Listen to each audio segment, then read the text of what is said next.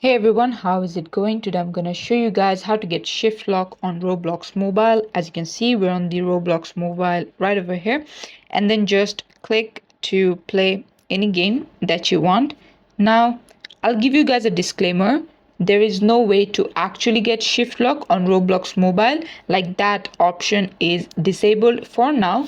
But one thing that you can do, which is the closest to getting a shift lock, that is, once your game loads up, you need to head into settings by tapping on this icon, Roblox icon at the top left.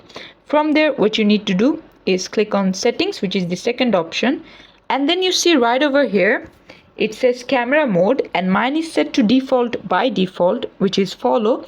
You want to change it into classic.